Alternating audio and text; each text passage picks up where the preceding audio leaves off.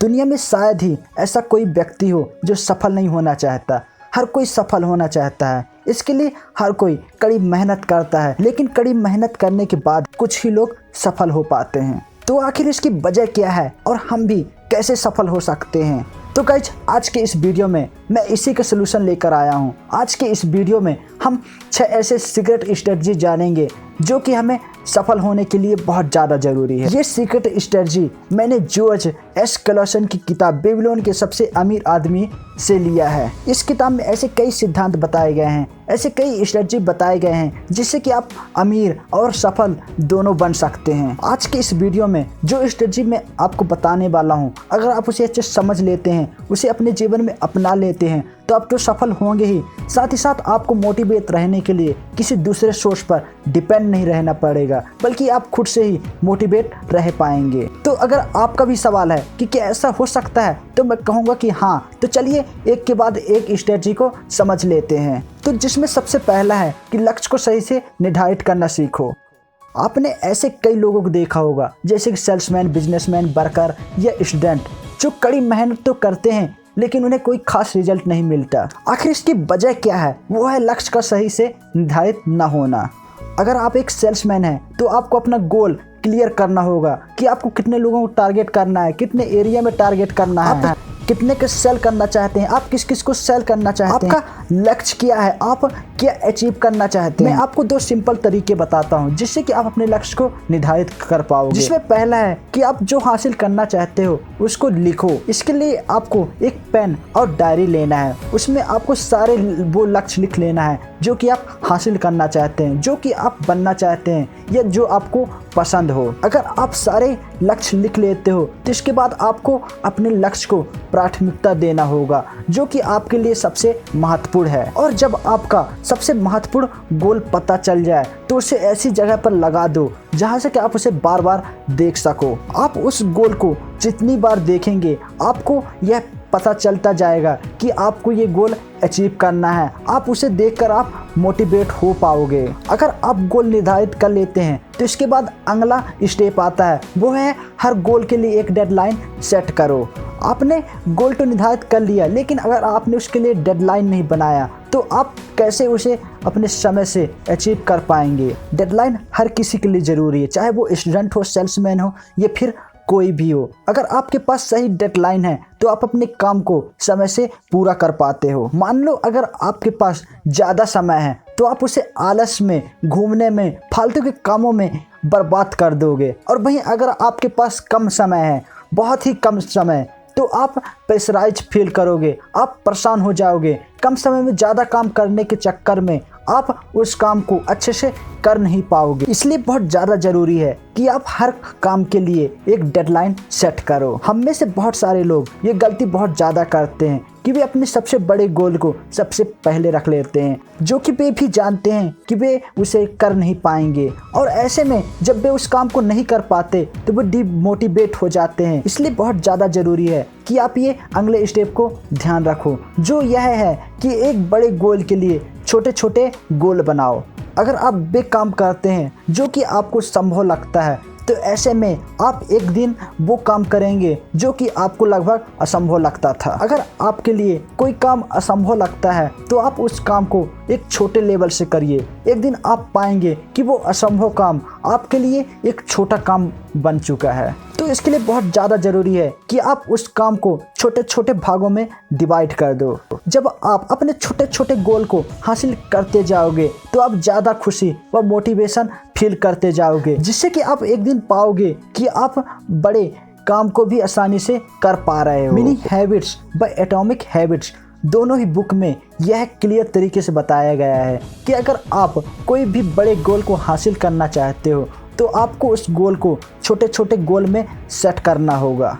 अगर आपने छोटे छोटे गोल बनाने के महत्व को समझ लिया है तो चलिए चलते हैं अब अगले स्टेप की ओर, जो है कि लोगों को अपने लक्ष्य के बारे में बताएं। इससे 2 बड़े कमाल के फायदे हो सकते हैं। पहला, अगर आपने अपने लक्ष्य को सभी को बता देते हैं तो कई लोग आपका मजाक उड़ाएंगे, आपको क्रिटिसाइज करेंगे, लोग आपको ताने देंगे, सुबह से शाम तक, जागने से सोने तक आपका मजाक उड़ाएंगे। लेकिन इस तरह आपको क्या फ़ायदा होगा? इससे सबसे बड़ा फ़ायदा यह होगा कि आपको आपका लक्ष्य याद रहेगा। लोगों के ताने आपके लिए फ्री में मोटिवेशन का काम करेगा, आपके लिए यह नोटिफिकेशन की तरह काम करेगा कि आपको आपका लक्ष्य पाना है, आपको कुछ अचीव करना है।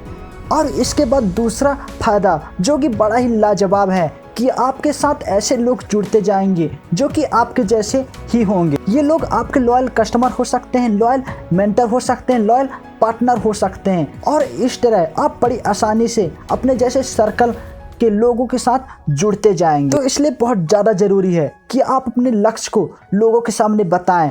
और इसके बाद अगला स्टेप आता है, वो है विजुलाइज करना। विजुलाइज एक ऐसा तरीका है जिसमें कि आप फ्यूचर को अभी से ही जी सकते हो। आप विजुलाइज के द्वारा अपने आप को फ्यूचर में सफल होते हुए देख सकते हो। आप वैसा एटीट्यूड डेवलप कर सकते हो जिससे कि आप अपने आप से ही मोटिवेट हो सकते हो। एलन लॉय मैकेनिक्स अपनी बुक कॉन्फिडेंस में पॉजिटिव तरह से विजुलाइज करने के 4 तरीके बताते हैं, जिसमें सबसे पहला तरीका कि इसके लिए नियमित समय और जगह खोजो। आप अपने अनुसार कोई भी जगह, कोई भी समय चुन सकते हो, चाहे वे लंच का समय हो, सुबह का समय हो, देर रात का समय हो या कोई भी समय हो। आप इस अभ्यास को कर सकते हो। आपको इसमें विजुलाइज करना है कि आप अपने बिजनेस में सफलता हासिल कर रहे हो, फिर उस अनुभव को आनंद ले रहे हो। ऐसे ही आप अपने गोल को विजुलाइज कर सकते हो। लेकिन आपको ध्यान रखना है कि विजुलाइज आपको रोज करते रहना है, क्योंकि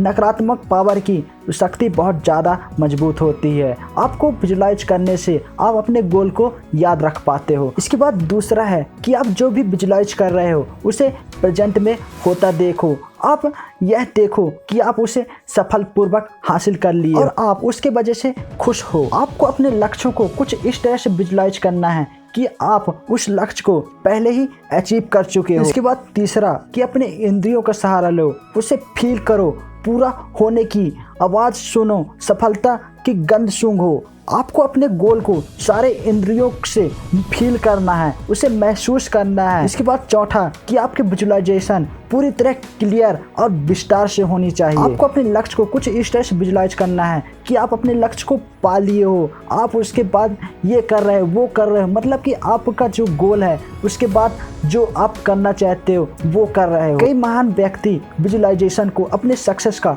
पावरफुल टूल बताते हैं। जब नील आर्मस्ट्रांग चंद्रमा पर पहला ऐतिहासिक कदम रखा तो उन्होंने अपने इंटरव्यू में कहा कि जब मैं छोटा बच्चा था तभी से मैंने सपना देखा था कि मैं उड्डयन क्षेत्र में कोई महत्वपूर्ण काम करूंगा। जब कई महान व्यक्ति विजुलाइजेशन की पावर से इतने सफल हो सकते हैं तो भला आप क्यों नहीं हो सकते? इसलिए अभी से विजुलाइजेशन की पावर को यूज करना सीखो। और अगर आप विजुलाइजेशन करना सीख जाते हैं तो इसके बाद अगला स्टेप आता है जो कि बहुत ही ज़्यादा ज़रूरी है, वो है एक्शन लेना। आप कितने भी गोल बना लो, विजुलाइजेशन कर लो, अगर आप एक्शन नहीं लेते हैं तो आप कभी भी सफल नहीं हो पाओगे। पेब्लो पिकासो कहते हैं कि एक्शन इज द फाउंडेशन की ऑफ ऑल सक्सेस। मतलब कि एक्शन किसी भी सक्सेस के लिए एक नींव है और आपको पता ही है कि बिना नींव के इमारत खड़ी नहीं की जा सकती। इसलिए नींव का होना बहुत ज़्यादा ज़रूरी है, यानी कि एक्शन का होना बहुत ज़्यादा ज़रूरी है। जीवन में सफलता के लिए केवल नॉलेज बस मायने नहीं रखता, इसके साथ मायने रखता है हमारा एक्शन, कि हम उस काम के लिए कितना जल्दी एक्शन लेते हैं, कितना जल्दी हम स्टार्ट करते हैं। इसलिए आपको भी एक्शन लेना सीखना होगा जो कि बहुत ज़्यादा ज़रूरी है। अगर आप ये 6 तरीके सीख जाते हो तो आप खुद को मोटिवेट फील कर पाओगे। इन 6 तरीकों में से पहला तरीका था अपने लक्ष्य को सही से निर्धारित करना। निर्धारित करने के बाद उस लक्ष्य को ऐसे जगह चिपकाना जहाँ से कि आप उसे हर टाइम दे सकें और ऐसे में मोटिवेट रह सकें। इसके बाद अगला स्टेप आता है, वो है हर गोल के लिए एक डेडलाइन सेट करो। इसके बाद तीसरा कि शुरुआत से ही बड़े गोल सेट ना करो, बल्कि उस गोल को छोटे छोटे भाग में बांट दो। इससे यह होगा कि आप जब छोटे छोटे गोल को अचीव करते जाओगे तो आप खुद से ही मोटिवेटेड व खुशी फील करते जाओगे और ऐसे में आप बड़े गोल को बड़े आसानी से ही हासिल कर पाओगे। इसके बाद हमने चौथे तरीके में जाना था कि लोगों को अपने लक्ष्य के बारे में बताएं जिससे कि वे आपका मजाक उड़ाएं, और क्रिटिसाइज करें। ऐसे में आपको आपका लक्ष्य याद रहेगा और कई लोग आपसे ऐसे जुड़ते जाएंगे जो कि आपके ही तरह होंगे और आपके जैसे ही गोल रखने वाले होंगे। इसके बाद हमने 5वें में हम विजुलाइज करने के तरीके को सीखा कि हम कैसे विजुलाइज कर सकते हैं जो कि हमें अच्छे से